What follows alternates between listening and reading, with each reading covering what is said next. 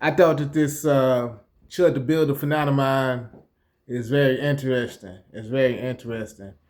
Let's look at the history that we do know. Let's look at the history that we do know.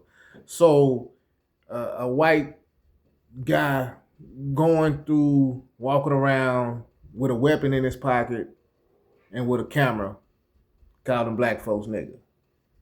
That's not anything that we not accustomed to seeing. We've been called that word for centuries, so we're not accustomed to that. I should say, rather, we have grown accustomed to that. We expect that. That's not nothing new. But here, during this Trump situation, these when Trump became president or whatnot, again, and obviously his more style of aggressiveness has kind of brought out folks that want to revive the Confederacy or have Confederate ideas or want to attempt to normalize the word nigga or using the word nigga in public and expect that black folks not going to respond to it. Now, there have been some black folks that didn't respond to it, and you got, obviously, at least I can count on 2 occasions where black folks did respond to it. So what does that mean? Basically, what that means is that you can use the word, but you're going to get different responses. You will never get black folks comfortable enough to have a situation where everybody is going to respond the same to the situation, especially non-aggressively. It's going to be some niggas that's going to knock your ass out, as in the case that you see with Chud the Builder.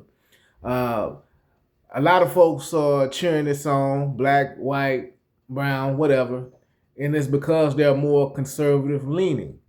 Their position is that racism doesn't exist and it's not a word. And it's not a word that should affect folks, and they'd rather have it normalized where they can feel comfortable in saying it and basically get away with it.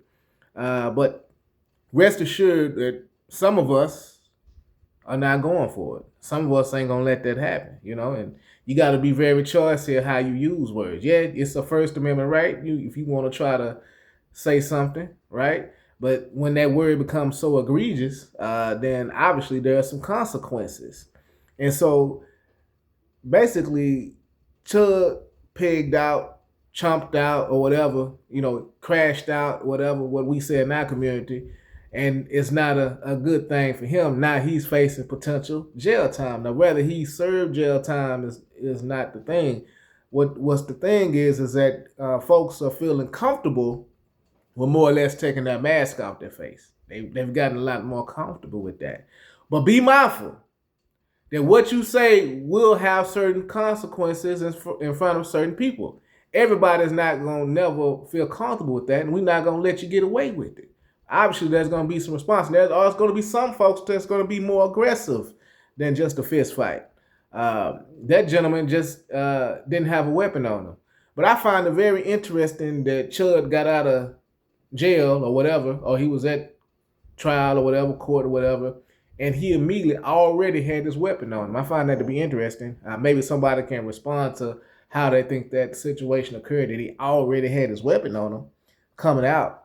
But nevertheless, I feel that the response was appropriate on the part of the brother defending himself from the aggression of right-wing MAGA politics. That's all it is. And it's an attempt to get us comfortable with the idea of being called nigga. And I want to tell you and whoever's listening or whoever get a chance to listen to this or whoever care to respond that it's a lot of things that we not going. And I'm one of them. I'm not going. And I'm going to be in the face of these motherfuckers for the rest of my life. And so that's how it is for me personally. But that may not be the case for the next man. Peace and power.